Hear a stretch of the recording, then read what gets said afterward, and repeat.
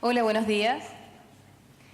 Bueno, la verdad que contarles sobre los antidiabéticos orales, sin mostrarles un caso clínico, la verdad que no vale la pena porque a mí me interesa no solamente nombrarlos, sino que ustedes sepan exactamente cuándo usarlos y cómo usarlos. Hay elementos clínicos importantes que son elementales para tomar la decisión de cuál va a ser nuestro siguiente fármaco después de la metformina. Es una mujer de 77 años. La edad, eso es un factor importante para considerar. Tuvo dentro de los antecedentes médicos, tiene antecedentes cardiovasculares, tuvo un infarto el año 2000, tiene complicaciones microvasculares, ya tiene una neuropatía diabética y tiene una retinopatía no proliferativa leve. Y la hemoglobina glicosilada, 8.9. Y además también tiene un IMC de 22 y vive sola. Para evaluar a esta paciente y decir cuál es el siguiente fármaco después de la metformina, primero tengo que ver, obviamente, las medidas no farmacológicas. Quiero recalcarles, porque no está de más decir que, a pesar de que esta clase es para medicamento, saber de que el principal elemento de un buen control metabólico son las medidas no farmacológicas. Luego, tenemos que saber si el paciente está en meta o tiene un adecuado o inadecuado control metabólico. ¿Cómo lo podemos hacer?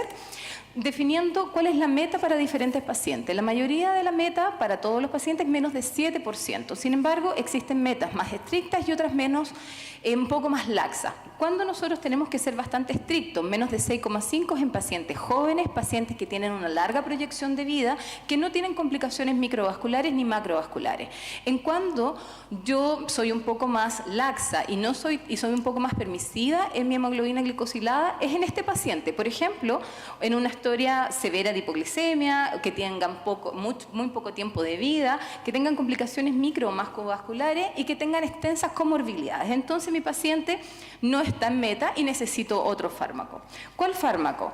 Aquí, a nivel nacional, no existe todavía un algoritmo. Se va a publicar específicamente, ojalá, dentro de los próximos meses, pero este es el algoritmo de la Asociación Americana de Diabetes. Básicamente aquí yo lo que quiero mostrarle es que el primer fármaco es la metformina. Es decir, aquí y en Estados Unidos y en todo el mundo, el primer fármaco que nosotros debemos insistir y dar es la metformina. ¿Cuándo existe el problema? Es en la segunda dosis cuando nosotros no estamos en meta. ¿Cuál fármaco damos?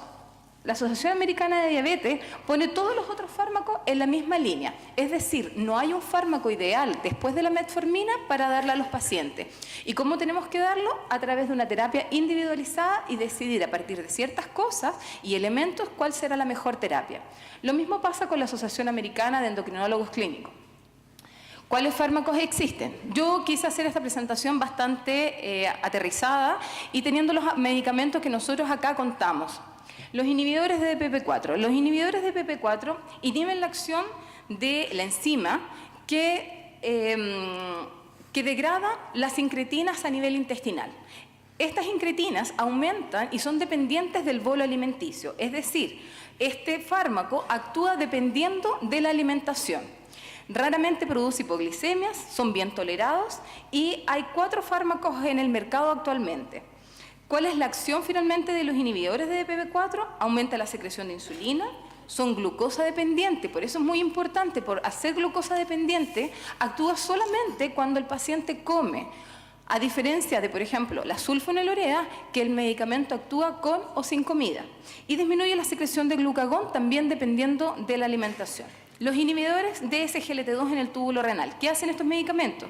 Inhiben el transporte de la glucosa a nivel del túbulo proximal y por lo tanto aumenta la secreción de glucosa por la orina. Raramente producen hipoglicemia, produce una disminución del peso y se ha visto que disminuye la excursión postprandial y disminuiría los eventos y la mortalidad en pacientes, pero solamente en pacientes con enfermedad cardiovascular.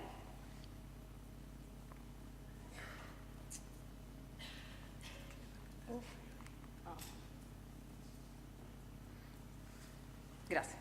Los secretagogos, las sulfonilureas. Principalmente, no quiero que se queden con glibenclamida. Existen otras sulfonilureas como las sulfonilureas de segunda generación, gliburide, glipizide, glimepiride, que son mucho más seguras para los pacientes. Y la idea es que actualmente la nueva guía que va a salir para diabéticos, vamos a tratar de sacar a las sulfonilureas como la glibenclamida e implementar estas nuevas sulfonilureas. Tienen extensa experiencia, por lo tanto son buenos fármacos, tienen bastante eficacia y potencia para bajar la hemoglobina glicosilada. Y los análogos de GLP-1, a pesar de que esto era de antidiabéticos orales, los análogos GLP-1 son medicamentos inyectables, pero que también están dentro de nuestro arsenal clínico. Son agonistas de los receptores de GLP-1, aumentan las incretinas, producen disminución de la baja de peso, disminución de la excursión postprandial de glicemia, disminuyen los eventos cardiovasculares y mortalidad en los pacientes con alto riesgo cardiovascular y principalmente no producen hipoglicemia, aumentando la secreción de insulina, glucosa dependiente, lo mismo que la secreción del glucagón. Para tomar la decisión definitiva entonces de un fármaco, tenemos que, por ejemplo, si lo que más nos importa es el costo, las sulfonilureas son las más baratas. Después, los inhibidores de PP4 y los SGLT2. Si nosotros queremos enfrentar a nuestro paciente y porque es obeso y sobrepeso, y eso es nuestra principal energía para tratar de disminuir el control metabólico, GLP-1 y SGLT2. Si tienen paciente con alto riesgo cardiovascular, SGLT2 y luego GLP-1. Pero es importante conocer las reacciones adversas para indicar un fármaco. Por ejemplo, los SGLT2 producen infecciones genitourinarias. Las sulfonilureas producen un aumento de peso. Los inhibidores de PP4 están relacionados muchas veces con pancreatitis. Los SGLT2 producen poliuria. En un paciente adulto mayor que ya tiene incontinencia urinaria es difícil, no lo podemos usar. Hipoglicemia, las sulfonilureas y las amputaciones, por lo menos un fármaco de la familia de los SGLT2 tienen mayor correlación con las amputaciones en pacientes que tienen complicaciones microvasculares. Aquí la función renal. Este es un gráfico simplemente donde nos muestra cuándo debemos usar los fármacos en la insuficiencia renal. La mayoría se pueden usar hasta que tenemos la velocidad de filtración glomerular, hasta 50 se pueden usar todos. Sin embargo, ya menos de 30 empieza a haber alguna restricción. Entonces, como resumen, la terapia tiene que ser individual. No existe después de la metformina ningún fármaco ideal. Tenemos que decidirlo según el tipo de paciente. Las metas individuales, primero saber cuál es la meta del paciente, conocer los mecanismos de acción, la potencia de los fármacos, el beneficio que podría tener más allá del control metabólico, como son la baja de peso, como son los beneficios cardiovasculares y los efectos adversos que tienen los pacientes. Eso. Muchas gracias.